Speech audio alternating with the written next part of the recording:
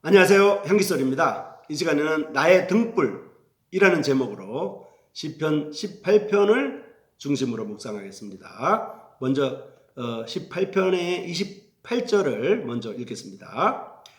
오 여호와 나의 하나님이여, 주님께서는 나의 등불을 밝히시면서 내 어둠을 밝혀주십니다. 이렇게 표현하고 있습니다.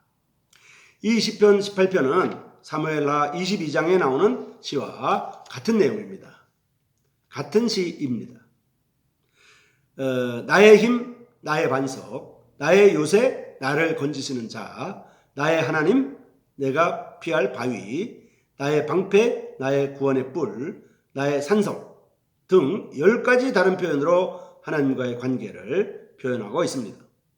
시편은 물론 성경 전체 중에서 하나님께 대한 찬송 언어를 이처럼 다양하게 보여주는 것은 오직 이 시편뿐입니다. 18편뿐이라는 말씀입니다.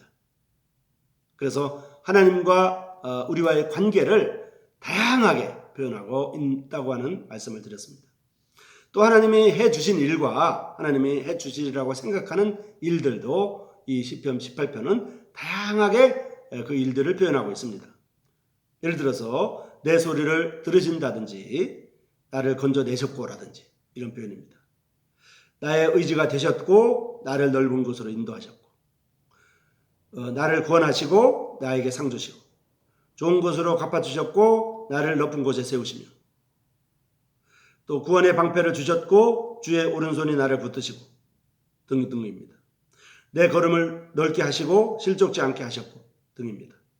내게 싸울 수 있는 능력을 주셨고 원수들에게서 나를 위하여 복수하셨고 그리고 그 원수들에게서 구조하시고 인자를 베푸신다 등의 표현이 나오고 있습니다. 주님께서 우리에게 해주신 일과 해주시리라고 생각하는 이러한 일들을 다양하게 표현해 주고 있을 뿐만 아니라 하나님과 우리와의 관계도 다양하게 10가지 정도로 말씀드렸습니다만 다양하게 표현하고 있다는 말씀입니다. 여호와 하나님은 다만 이 시편의 주인공을 위하여 존재하는 분 같습니다. 여호와께서 없으시면 자신이 존재할 수 없다는 신념에 가득 차 있습니다. 그래서 여호와 외에 누가 내 하나님이랴? 우리 하나님 외에 누가 나의 반석이 될 수 있으랴? 라고 표현하고 있습니다. 하나님께 대한 감격의 노래를 부르고 있습니다. 하나님의 위대하시고 무서운 존재를 여러 가지 상징적 표현으로 설명하고 있는 것입니다. 그분의 진노하심을 어떻게 표현하냐면 그 코에서 연기가 나오고 입에서는 불이 나와서 사르면서 그 불은 숯불같이 된다고 표현하고 있습니다. 하나님은 인간 세계만이 아니라 자연 세계를 한 손에 쥐고 다스린다고 말합니다. 구름을 타고 나르시며 바람을 날개로 하여 높이 날아다니신다고 표현하고 있습니다. 흑암으로 그 숨는 곳으로 삼는다.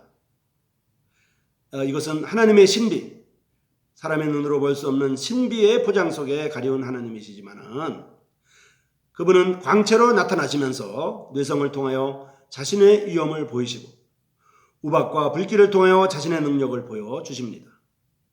이 위엄과 능력 앞에서 어떠한 대적도 흩어지면서 세상의 터가 흔들리도록 하나님의 위엄이 인간 역사를 심판하신다고 했습니다. 이 하나님의 역사 간섭은 위엄만이 아니고 자비하심도 보여주십니다. 그는 엄하심과 자비하심을 교차시키는 가운데 인간을 깨우치시고 자기의 공의를 세워나가십니다. 경건한 자에게는 주님의 사랑을 보여주시고요. 흠이 없는 사람에게는 주님의 완전하심을 보여주시고요. 깨끗한 자에게는 주님의 깨끗함을 보여주시고요. 속이는 자에게는 주님의 징계를 보여주십니다. 진실로 주님은 순환당한 사람을 건져주시고요. 교만한 눈을 비천하게 만드십니다. 25절에서 26절, 27절에 이런 표현이 나오고 있습니다. 사람들에게 사랑을 베푸는 이러한 사람에게는 하나님도 그 사랑을 보여주십니다. 흠없이 살려는 사람은 완전한 삶이 어떠한가를 보여주십니다. 그리고 양심대로 깨끗하게 살고자 하는 사람들에게는 어떻게 그러한 깨끗한 삶을 살 수 있는가를 알려주십니다. 그렇지만 하나님의 뜻을 거스려 거짓된 삶을 살려는 사람에게는 하나님이 그들을 징계로서 대해 주신다고 했습니다. 하나님의 구원이 선물일 수도 있겠지만은 그러나 그 구원의 선물을 받을 수 있는 인간 자신의 의무가 따라야 합니다. 선을 행한다든지 하나님께 매달리는 신앙심을 보여준다든지 무언가 인간 자신의 태도가 바로 서 있어야 하는 것입니다. 이것은 신분의 문제가 아니라 태도의 문제를 지금 말씀드리고 있습니다. 우리의 신분이 바뀐다고 할지라도 신분에 걸맞는 행동을 하지 않는다고 하면 그것은 잘못됐다는 뜻입니다. 그래서 우리의 태도가 바뀌어야 한다는 뜻입니다. 내가 환난에서 여호와께 아뢰립니다. 나의 하나님께 부르짖습니다. 이렇게 6절에 말하고 있습니다. 내가 여호와의 도를 지키면서 그 모든 규례를 내 앞에 두고 살면서 그 율례를 버리지 않게 그렇게 살아가겠습니다. 이렇게 21절, 22절에서 표현하고 있습니다.